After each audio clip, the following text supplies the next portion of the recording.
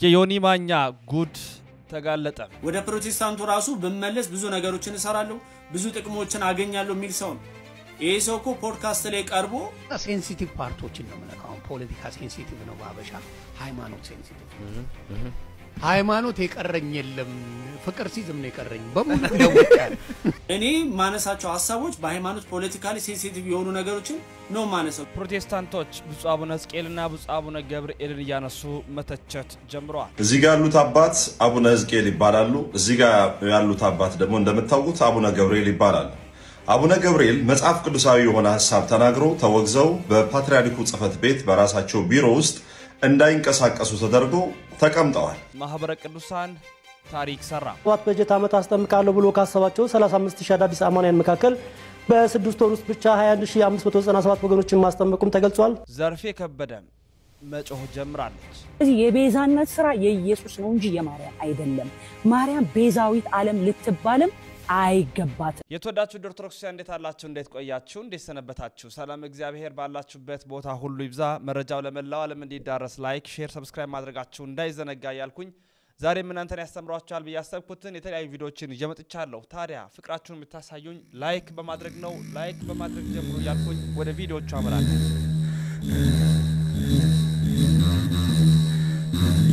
በስመ አብ ወወልድ ወመንፈስ ቅዱስ አሐዱ አምላክ አሜን የፍጥረታት ሁሉ አባት የሰማይና የምድር አስገኝ አጋዕዝተ ዓለም ቅድስት ሥላሴ ክብር ምስጋና ይድረሰው ወላዲተ ቃል ድንግል ማርያም ቤዛዊት ዓለም እመቤታችን ክብር ውዳሴ ይድረሳት ቅዱሳን እንደየማዕረግና ክብራቸው ምስጋና ይድረሳቸው ክርስቶስ ተንሥአ እሙታን አሰሮ ለሰይጣን ሰላም ኮነ የክርስቶስ ሰላምና ጸጋ ከሁላችሁ ጋር ይሁን እንዴት አላችሁ እንደቆያችሁ እንደሰነበታችሁ ቤተሰቦች ቪዲዮቻችን ጀምሯል ታዲያ ላይክ አድርጉልኝና ደስ ያለኝ እንዲጀምር ማለት ነው ወደ ቪዲዮቹ በቀጥታ የማመራ ነው የሚሆነው ከሁሉ በቅድሚያ አስደሳች ዜና አድምጠን እንመለስ ማህበረ ቅዱሳን በጣም በርካታ ከ30 ምናምን ሺህ በላይ ሰዎችን አስጠምቋል ደስ ያሰኝ እግዚአብሔር ይመስገን ሁላችሁ እግዚአብሔር ይመስገን ወጥ በጀት አመት አስጠምቃለሁ ብሎ ካሰባቸው 35000 አዳዲስ አማንያን መካከል በ6 ወር ውስጥ ብቻ 21597 ወገኖችን ማስጠመቁም ተገልጿል ቤተ ማርያም ተምትሜ ዝርዝራለሁ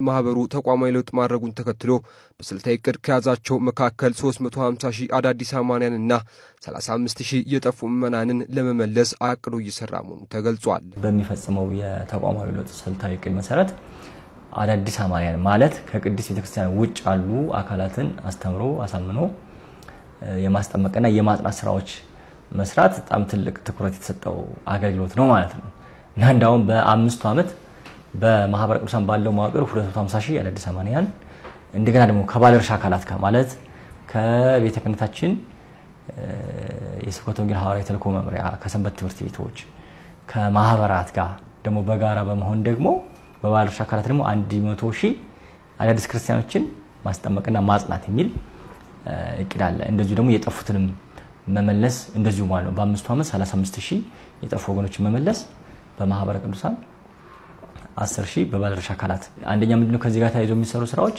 እነዚህ የጠፉ ወገኖች ወይም ከቤተክርስቲያን ውጭ ያሉ አካላትን ትኩረት ያደረጉ መሰረት ያደረጉ ስራዎችን መስራት ይጠበቃል ማለት ነው ማህበረ ቅዱሳን በስብከተ ወንጌልና ሐዋርያዊ አገልግሎት ማስተባበሪያ በኩል በ2017 ዓ.ም በጀት ዓመት ለማስጠመቅ ያሰበው ቅድ ስኬታማ የሆነ ሲሆን ቅድስት ቤተክርስቲያን ጠፍተው የነበሩ 3129 ወገኖችንም መመለሱ ተመላክቷል እንግዲህ በ6 ወራት የነበረን አዳዲስ አማንያን ከማስጠመቅ አንፃር የነበረን ቅድም ነው 35000 አዳዲስ አማንያን አስተምሮ ማስጠመቅ ነው እንግዲህ ከዚህ ከ35000 ውስጥ በማህበረ ቅዱሳን አስተምረን አሳምነን እንድናስጠምቃቸው ሰጠን ያከናወን ነው ማለት ነው 20027 አዳዲስ አማንያን በ6 ወራቱ ተምረው አምረው በመጠመቅ የቅድስት ቤተክርስቲያናችን አባላት ሆነዋል ከዚህ ጋር ታይዞ ደግሞ በባለድርሻ አካላት ማለት ነው ባለድርሻ አካላትን በመደገፍ አዳዲስ አማንያን እንዲማሩ እንዲያምኑ እንዲጠመቁ እንዲጸኑ የሚያደርጉ ስራዎችን ሰርተው እንዲጠመቁ ከማድረግ አንፃር ደግሞ የተጠመቁ ምዕመናን አሉ በዚህ 1567 አዳዲስ አማንያን በባለድርሻ አካላት ተጠምቀዋል ማጠቃላይ 21597 አዳዲስ አማንያን ተምረው አምነው በመጠመቅ የቅድስት ቤተክርስቲያን አባላት ሆነዋል አዳዲስ አማንያንን ለማስጠመቅ የተለያዩ ስራዎች የተከናወኑ ሲሆን በዚህም ወንጌል ባልደረሰባቸው አካባቢዎች የሚሰማሩ መምህራን በማሰልጠንና ለአዳዲስ አማንያን የሚሆኑ የህንጻ ቤተክርስቲያን ማስገንባት ይገኙበታል ተብሏል እና እነዚህን ለማስጠመቅ ከማስጠመቅ ጋር የተሰሩ ስራዎች አሉ ለምሳሌ በሐዋርያዊ ተልእኮ መሰማራት ማስተባበር የሚችሉ የተለያዩ አካላትን ማሰልጠን ማሰማራት የቅድመ ጥምቀትና የመመለስ ጉባኤያት ይከናወናሉ አብያተ ክርስቲያናትን ማሳነጽ ለአዳዲስ አማንያን መገልገል ለሐዋርያዊ ተልእኮ ማስፋፊያ ማዕከልነት የሚያገለግሉ አብያተ ክርስቲያናትን ማነጽ ይገኝበታል መካነ ስብከት አዳራሾች ማነጽ አገልግሎት እንዲሰጡ ማድረግ ማህበረ ቅዱሳን እጅግ ደስ የሚያሰኝ ነገር ነው እየሰራ ያለው እንግዲህ ባሳለፍነው አመትም በጣም ደስ የሚያሰኝ እጅግ በጣም በርካቶችን ከ500 ሺህ ያላነሱትን እንደመለሰም በስፋት መዘገባችን ይታወሳል ደስ ያሰኛል ያ ነገሮች ይበረታቱ ለማለት እንወዳለን የሚዋዥቁ አካላት ደግሞ አሉ ገንዘብ ለመሰብሰብ ሲሉ አንዴ ኦርቶዶክስ ነኝ የሚሉ አንዴ ፕሮቴስታንት ነኝ አንዴ ፓስተር ነኝ አንዴ ከለነኝ አንዴ ሙስሊም ነኝ የሚሉ አሉ ገንዘብ ለመሰብሰብ ሃይማኖት የሚለዋወጡ በጸና አቋም ላይ መሰረታቸውን ያልጣሉ የሚዋዥቁ የሚንሸራተቱ ሰዎች አሉ የሰሞኑ መነጋገር የነበረው በአንድ ወቅት ማለት ነው ዮኒ ማኛ ነበር ፕሮቴስታንት ሆኛለሁ አለ ያለበት ምንም የቢዝነስ ሆኖ ጊፍት ፈልጎ ገንዘብ ፈልጎ ምንም አዲስ ነገር የለው የሱም ነገር አያስደንቀንም ከሰሞኑ እንግዲህ ነው ይመለስና ምናለ ግን ምንድነው አንዳንድ ቪዲዮችን አጋራራቸዋለሁ መመለሱ እንደፈለገ ነው የፈለገውን ነገር ያድርግ እንደፈለገ አታለው እንደፈለገ ሸዋውዶ ገንዘብ ያገኝ መብቱ ነው ከዛ በኋላ ግን የተናገረው ንግግር አንዳንድ ንግግሮቹ ትንሽ የሚያስከፉ ሆኖ አግኝቻቸዋለሁ ለማንኛውም ግን የዮኒ ማኛ የተባለው ግለሰብ እንዴት አድርጎ ሲሸዋውዳቸው እንደነበረ ተከታታይ የሆነ ቪዲዮችን ኦርቶዶክስ ወንድሞቼ የሰጡትን መልሶች ደግሞ አድምጠን እንመለሳለን ክርስቶስን አንተን ኢየሱስ ክርስቶስን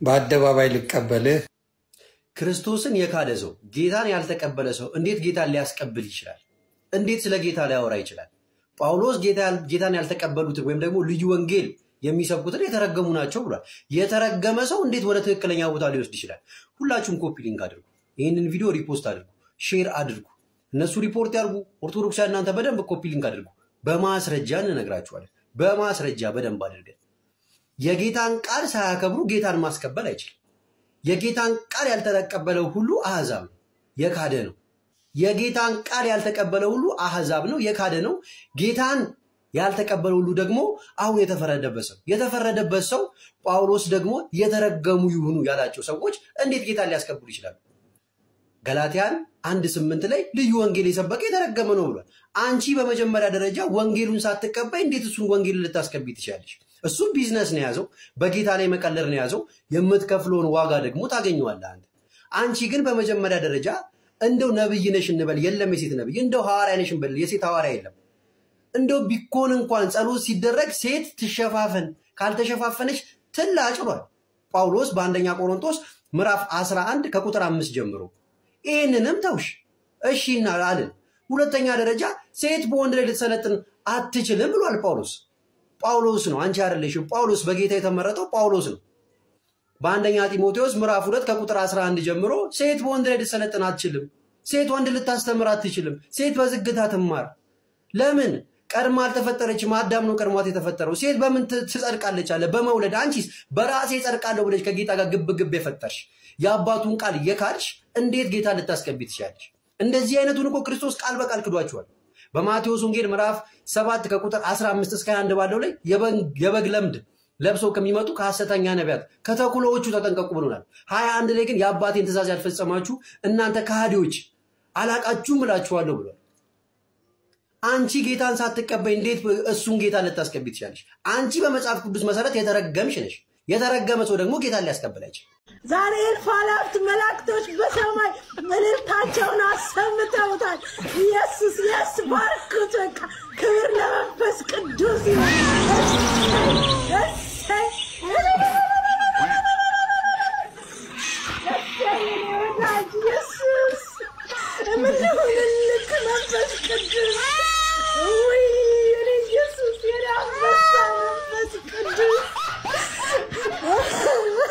ነገራችን ላይ ሾፋችሁ ታላ ቢዝነስ ማይንድ ነው ገባር ሰው ነው በቃ ብርባ ድመት ብርባ ይበት በቃ የፈለገ ቢሆን አይሰማችሁ ነው ማለት ሃይማኖት ያገር ቀይሯል ብሄር ቀይሯል ስም ቀይሯል ሾፋችሁ ታል ግን ጩጩ አንበሳ ደብ ስትል እንዴት እንደሆነ ይሾፋል ገባሽ ገጮቹ ጊፍት ነው የሚሾፈው ሽቀላል አይደል ያፋገራል እስኪን ብሎ እያለ ዘነብ ሲል ምን ማን ነው ምንድነው የገጨኝ ምናምን በቃ ርዕስ አንበሳው በነገራችን ላይ በቃ ስራ ነው። በቃ ምንም አንተ እንትን አይደለም አልፈርድም ገብቷል። ይሄ በቃ አዲስ አሙቁልኝ የሚሰሩት ናቸው የሚያሳዝኑኝ እንጂ አንተማ ገብተህ ለባቸው ለብ የመሸቂያ ቤት እኮ ነው አንበሳዬ። ስለዚህ ዝም ብለህ ሸቅል።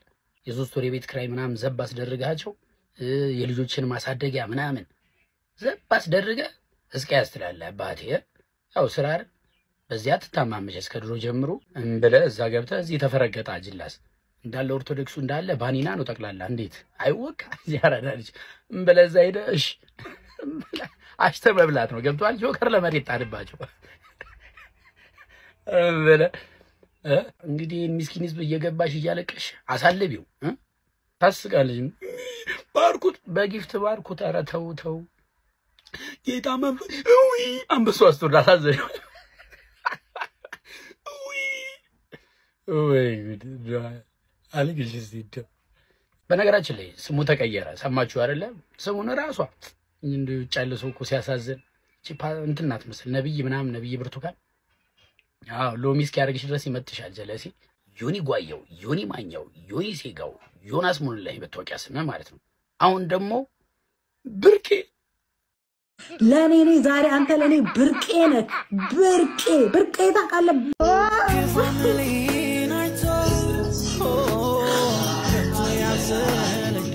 በደንብ አድርጋችሁ ወገኖቼ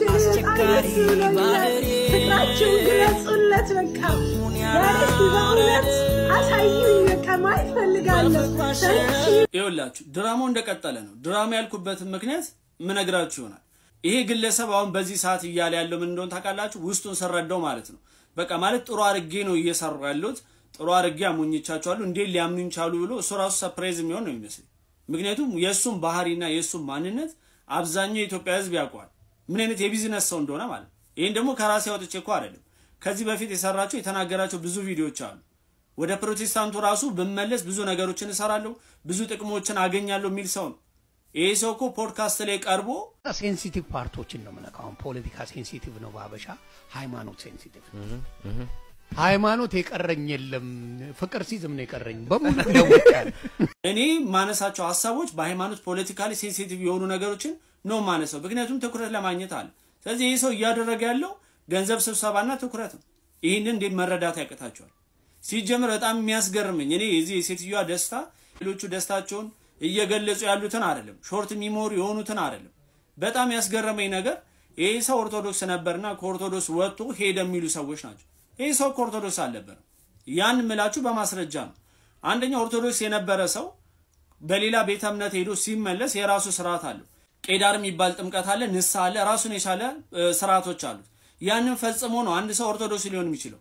ከዛ ውጪ ግን የሆነ ቤተ እምነት ውስጥ ቆይታችሁ ክራችሁን አስራችሁ ወይም ደግሞ ማርያም ስላላችሁ እግዚአብሔር ስላላችሁ ገብርኤል ስላላችሁ ኦርቶዶክስ ናችሁ ማለት አይደለም።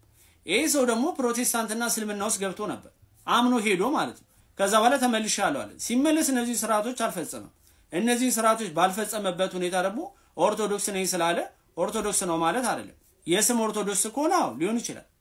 ይሄ ሰው አሁን ባለበት ሁኔታ ራሱ ሆኖ የድንግል ማርያምን የነ ቅዱስ ጊዮርጊስን የቅድስት አርሴማ ምልጃ አልቀበልም የሚል ሰው ነው።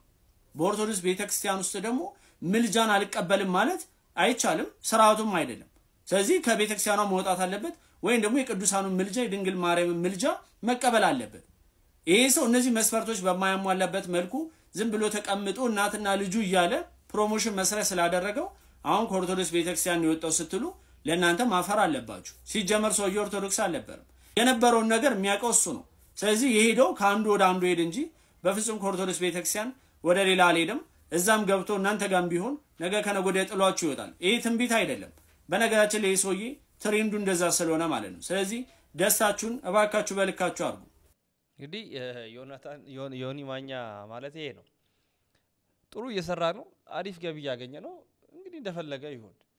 የሚናገራቸው ንግግሮች በእርግጥ አንዳንድ አሉ ደስ የማያሰኙ፣ ግን እሱን ለመሳብና ትኩረት ለመሳብ ነው። እንደውም ጥቂት ጊዜ ነው የምትጠብቁት። አሁን ኦርቶዶክስን የሚሳደብበትን ኃይል አድራጅቶ ይመጣል። በጥቂት ጊዜ ታያላችሁ። እያንዳንዱ እያለሳ እንደዚህ እያለ እንደዚህ ለምን ኦርቶዶክስን ሲሳደብ አንደኛ ቪው ጨምርለታል፣ ምክንያቱም ኦርቶዶክስን ስለሚያዩ ማለት ነው። ምን አለ ብሎ በዋነኝነት ደግሞ የፕሮቴስታንቱ ቤተ እምነት ደጋፊ ሆነው የፈለጉትን ነገር ያደርጉለታል የፈለገውን ነገር ያደርጉለታል ጊፍቱ ምኑ ላይኩ ፎሎወር ቀያንዳንዱ ነገር ያደርጉለታል ስለዚህ አሁን የሚመጣበት መንገድ ያኔ እንዳልካ አካባቢ እንዳልክ የመጡበትን መንገድ ነው የሚመጣው ልክ ይመጣል ከስሪም ነው የሚጀምረው በቅርብ ጊዜ ታያላ የትንቢት ደግሞ አይደል የምናየው እውነት ነው ከዛ በኋላ ያው የፈረደበትን ላይክ ያገኛል ፎሎ ያገኛል ምናምን ያለ ይቀጥላል ማለት ነው ስለዚህ በዛ ወይ ነው በዛ መንገድ ወይ በዛ አግባብ ነው ልናየው የምንችለው ብዬ አስባለሁ ለማንኛውም ግን በጊፍት ባርኩት ብላ በጊፍት ተባርኳል እንግዲህ በቀጣይ ቀን ደግሞ በምን እንደሚባርኩት አናቀም እናየው ይሆናል ቤት ንብረት ምናምን መኪና የሚሰጠው ማይጠፋም እግዚአብሔር ይናቸው እንግዲህ እግዚአብሔር ይናቸው ወደ ቀጣይ እናምራ እንግዲህ ከሰሞኑ ብዙ የሆኑ መነታረኪያ ንግግሮች እንደነበሩ ምናቀው ነገሮች አሉ በነገራችን ላይ የዮኒ ማኛም ሄደ አልሄደ የሆነ አካል ወጣ አልገባ ምን ደረሰ አልደረሰ እኛ ጉዳያችን አለ ኦርቶዶክሳውያን ለምን ነው ጉዳያችን ያለው ነው ካልን እኛም ያሳስበን እዛ ቤትም ሆኖ እኛን መንካታቸው እንጂ እነሱ መሄዳቸው አይደል አንድ ያምነውበት ሄዱ በቃ ራሳቸውን በራሳቸው ነው የሚያዘኑት ራሳቸውን በራሳቸው ነው የሚያተርፉት ነገር ግን እዛ ከሄዱ በኋላ እዛ ሆኖ እንኳን አይረኩም አይረጋጉም ይሄንን ቤት መነካካት ይወዳሉ ይፈልጋሉ ፓስተር ነን ብትሉ ነብያት ነን ብትሉ ነበርኩ የሚሉ አካላት እንኳን ሳይቀር ሐዋርያ ምናምን ብትሉ አገልጋይ ነው ሁሉም ከሰሞኑ በግንቦት አንድ እንኳን የተመለከትናቸው እልፍ የሆኑ ፕሮቴስታንቶች አሉ ጥሩ የሚባሉም አሉ በዚያው ደረጃ ደግሞ በጣም ከባባድ ንግግሮችን የሚናገሩ እኛን ዞሮ ትቶ ማይተው ሰዎች አሉ ብፁዕ አቡነ ገብርኤል የተናገሩት ንግግር ጀምሮ ብፁዕ አቡነ ሕዝቅኤልም ሲናገሩ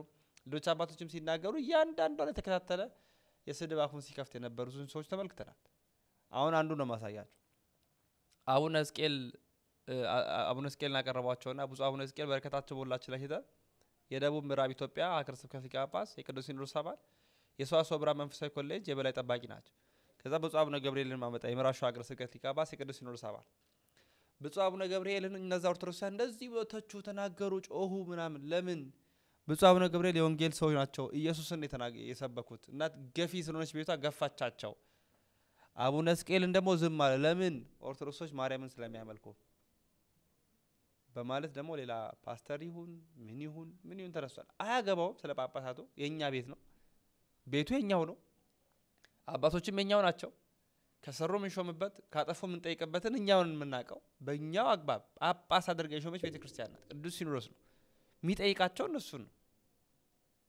እነዚህ ያዙ ይልቀቁኛ የሚሉት አካላትን ደግሞ ተካተልን ማለት እዚህ ጋር ያሉት አባት አቡነ ሕዝቅኤል ይባላሉ እዚህ ጋር ያሉት አባት ደግሞ እንደምታውቁት አቡነ ገብርኤል ይባላሉ አቡነ ገብርኤል መጽሐፍ ቅዱሳዊ የሆነ ሐሳብ ተናግሮ ተወግዘው በፓትርያርኩ ጽሕፈት ቤት በራሳቸው ቢሮ ውስጥ እንዳይንቀሳቀሱ ተደርጎ ተቀምጠዋል እዚህ ጋር ያሉት አቡነ ሕዝቅኤል ደግሞ ይህ መጽሐፍ ቅዱሳዊ የሆነ ፈጽሞ አጋንንታዊ የሆነ ትምህርት መጽሐፍ ቅዱሳዊ ያልሆነ ትምህርት ድንግል ማርያም ተሰቅላለች የድንግል ማርያም ስጋ ነው በመስቀል ላይ የዋለው የምንቆርበው የምንወስደው ስጋ ደም ደግሞ የጌታችን ኢየሱስ ክርስቶስ ሳይሆን የእመቤታችን የማርያም ነው ብለው ሲናገሩ ሰምታችኋል እዛ ቤት ኢየሱስ ላይ ከሳታችሁ ምንም ችግር የለውም ማርያም ላይ ከሳታችሁ ግን አሳደው ይደፏችኋል ቤቱ ምን ስለሆነ ገፊ ስለሆነ ማለት ነው እዚህ ጋር የምትመለከቷቸው አቡነ ገብርኤል የወንጌል ሰው ምን ተደርገዋል ቤተክርስቲያን ውስጥ እንዳይንቀሳቀሱ ተደርጓል እዚህ ጋር ላሉት አባት ደግሞ የስተታቸውን ትምህርት ለመሸፈን በዚህም በዚያም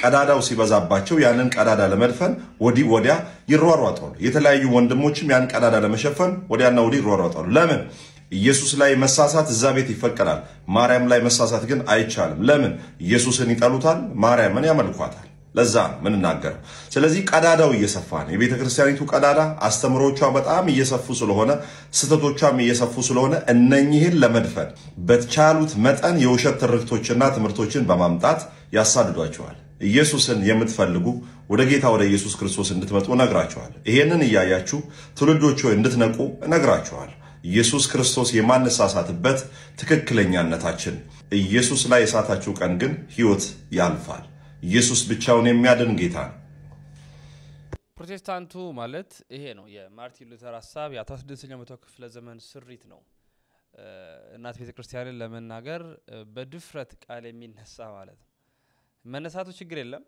መብቱ ነው የፈለገው ነገር ማድረግ ግን ኦርቶዶክስ ያልሆነች ናት ብሎ መናገራቸው ነው የሚያናደኝ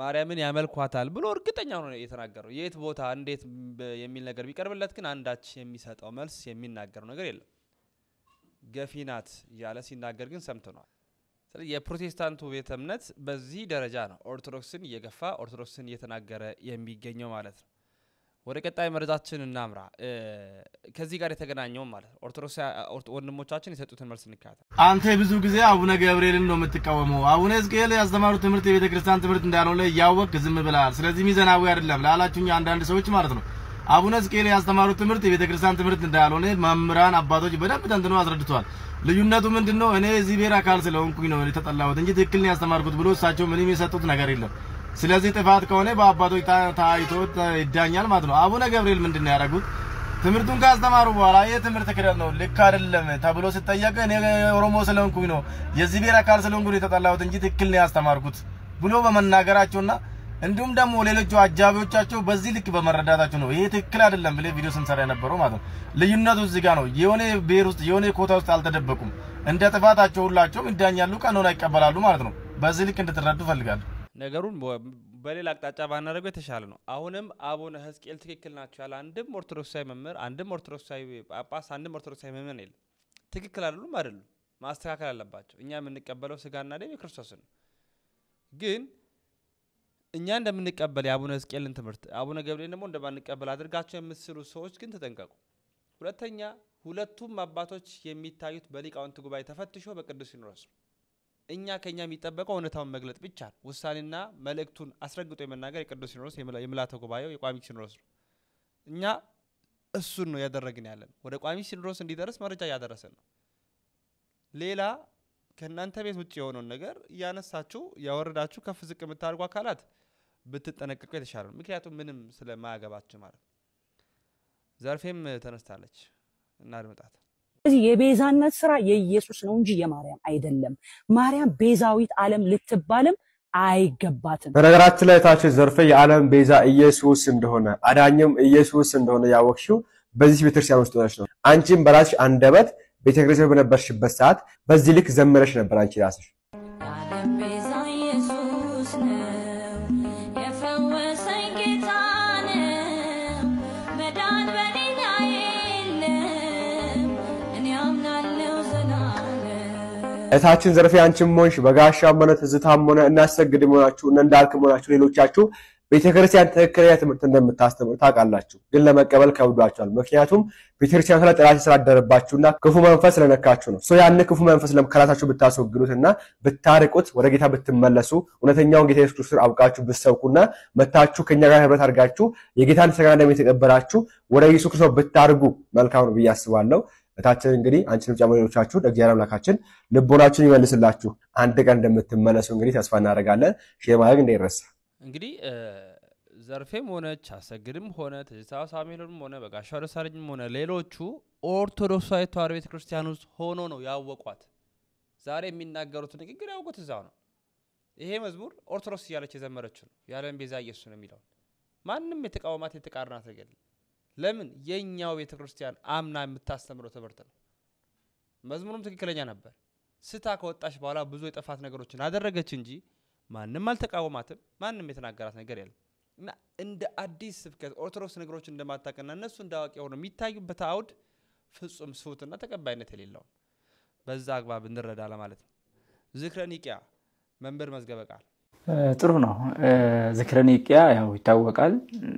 ዓለም አቀፍ ጉባኤያት አንዱ ከዓለም አቀፍ ጉባኤያት አንዱ ነው ኦርቶዶክስ ተዋሕዶ ቤተክርስቲያን የምትቀበላቸው ሶስት ጉባኤያት አሉ ከነዛ አንዱ ዝክረ ኒቂያ ነው አንድ ችግር የተቀረፈበት ጉባኤ ነው ችግሩ ምንድነው አሪዮስ ይባላል ችግሩ ችግር ነው ከሱ ጋር ብዙ ችግሮችም ተቀርፈዋል ያኔ እንግዲህ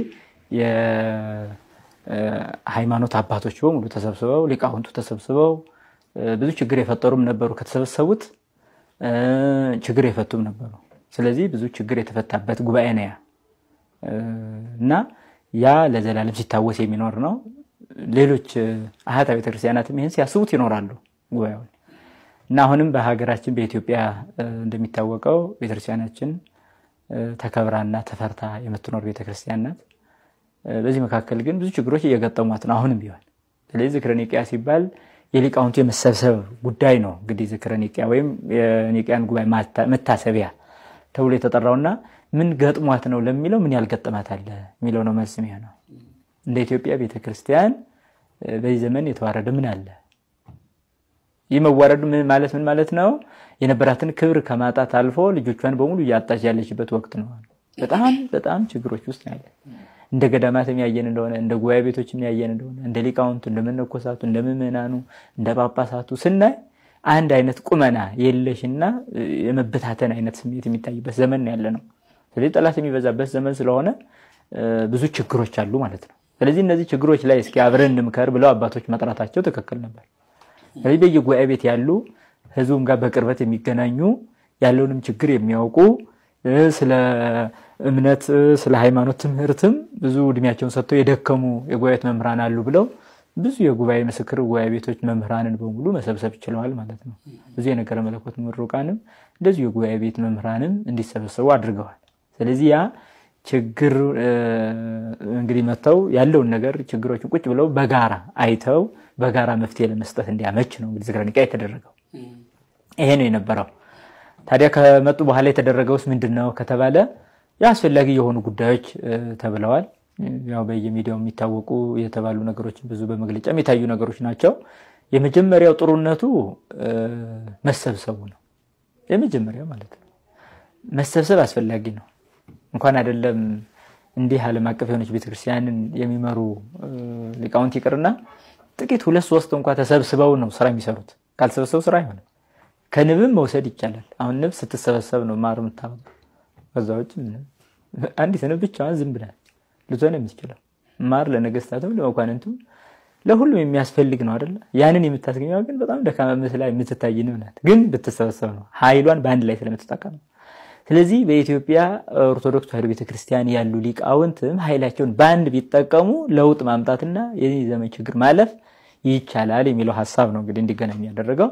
መገናኘት መተዋወቅ በእውነቱ ሊቃውንቱ በየጉባኤው ሲተዋወቁ የኖሩ ሲገናኙ የኖሩ ግን ወደ የሥራቸው ሲሰማሩ ደግሞ የተበታተኑ ስለሆኑ ያንን ወደ አንድ ማምጣት መቻል ኃይልን ወደ አንድ ቋት ማምጣት መቻል የሚለውን ሐሳብ ተደርጎ የተደረገው ማለት ነው። የመጨረሻችንን ብቻ እናድመጥ። እመቤታችን ቤዛዊተ ዓለም ናት ይላሉ መምህሩ። እዚህ ሰሞን ሮጥ የምትል ነገር አለች አይደል? ቤዛ እመቤታችን ቤዛ ትባላለች ወይስ አትባልም? ክርስቶስ ብቻ ነው ቤዛነት ለሷ አይሰጥም የሚሉ ሰዎች አሉ።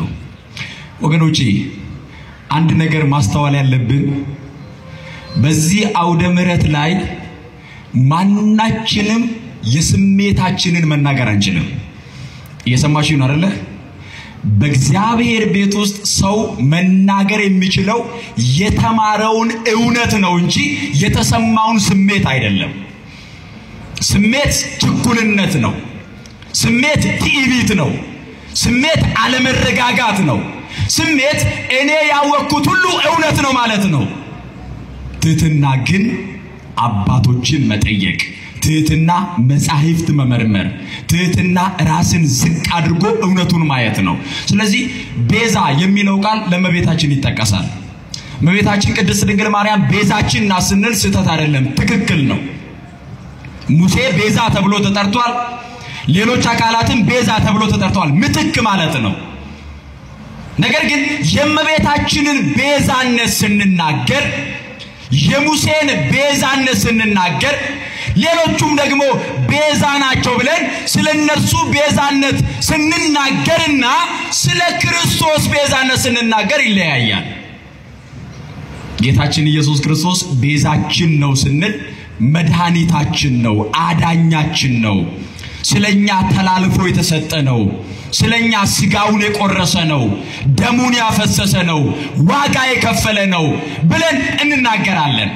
ስለዚህ ለምሳሌነትና ለቤዛነት የተገለጠው ጌታችን መድኃኒታችን ኢየሱስ ክርስቶስ የዮሐንስ ወንጌል ምዕራፍ 20 ከቁጥር 20 የተወዳችሁ ቤተሰቦቻችን እንግዲህ የዛሬ መረጃዎቻችን ይህን ይመስላሉ። ወዳችሁ ፈቅዳችሁ ስለምትከታተሉን እጅግ እናመሰግናለን። ኦርቶዶክስ ሐሳቦችን የምናነሳበት ተወዳጁ የያሮስ ሚዲያ ነው። ያሮስ ዋናውን ቻናልም ያሮስ ሁለቱንም ሰብስክራይብ ማድረጋችሁ እንዳይዘነጋ። በቀሪ መረጃዎቻችን በቀጣይ የምንመጣ ነው የሚሆነው። ታዲያ ላይክ አድርጉ፣ በድጋሚ ሼር አድርጉ። 100,000 ድረስ ጥቂት ነው የቀረን። ትብብራችሁን አሳዩ። ክብር ምስጋና ለአብ፣ ክብር ምስጋና ለወልድ፣ ክብር ምስጋና ለመንፈስ ቅዱስ አንድ አምላክ አሜን።